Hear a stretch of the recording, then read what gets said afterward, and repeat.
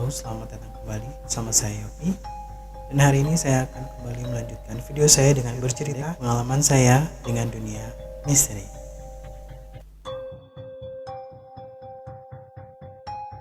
Cerita pertama saya dimulai ketika di tahun 2011 atau 2012. Saat itu usia saya masih 22 tahun dan masih senang-senangnya untuk main dan juga bergadang ya dengan teman-teman.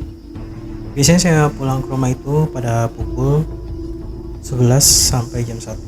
Dan pada suatu hari kebetulan saya bermain agak lama dan saya memutuskan pulang jam setengah 1. Di saat itu saya belum bisa menggunakan motor, masih menggunakan kendaraan umum.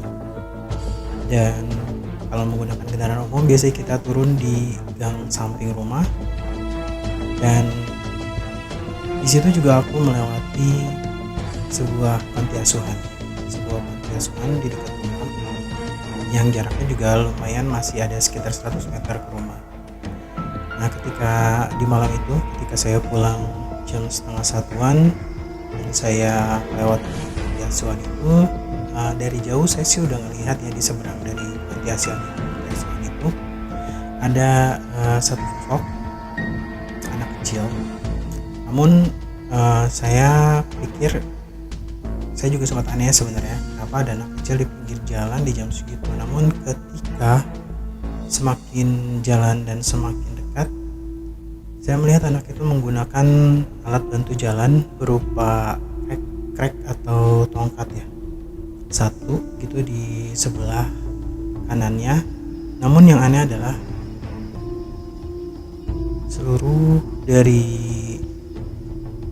kulit anak itu adalah hitam ya, semua dari atas sampai bawah hitam. Dan kemudian dia melihat ke arah saya.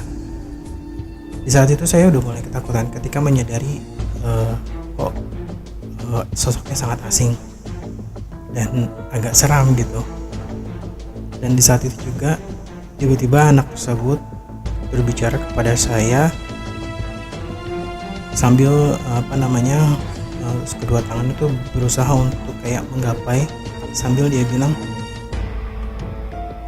lupa dia manggil Kak atau Bang, Kak, jalan raya di mana? Karena saya udah takut banget, saya udah nggak bisa berpikir panjang, saya tetap jawab dengan bilang di sana, tapi sambil lari. Itu saya langsung lari ke rumah di hari itu juga, dan itu sangat seram karena itu benar-benar hitam dari atas sampai bawah.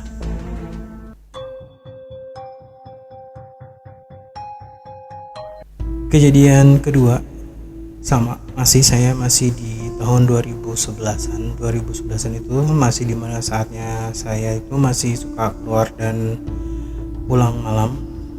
Dan di hari itu saya pulang lebih awal sih, sekitar jam 11-an. Jam 11 sudah bubar, kemudian saya melanjutkan untuk pulang ke rumah. Dan seperti biasa, karena saya menggunakan kendaraan umum, saya harus berjalan sekitar 100 meter dari gang ke rumah.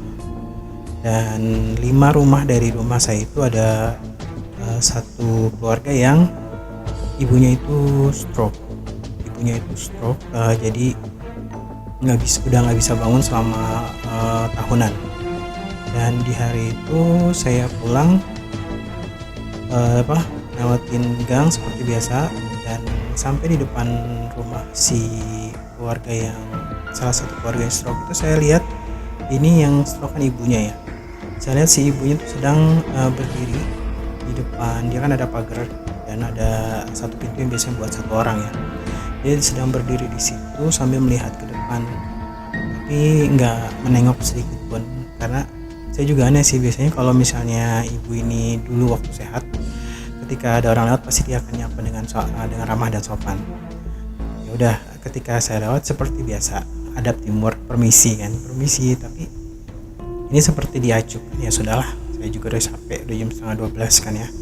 Akhirnya saya memutuskan untuk pulang ke rumah seperti biasa, bodo amat untuk hal ya, maksudnya dicuekin tuh bodo amat lah gitu. Dan akhirnya setelah sampai di rumah, nyokap ibu saya itu masih ada di ruang tamu sambil ya biasalah ini ibu-ibu gitu. Saya langsung juga duduk di sampingnya, terus saya bilang, Bu, ibu itu namanya kalau nggak salah ibu, kita panggil aja Ibu Mawar ya, Ibu Mawar udah sembuh ya?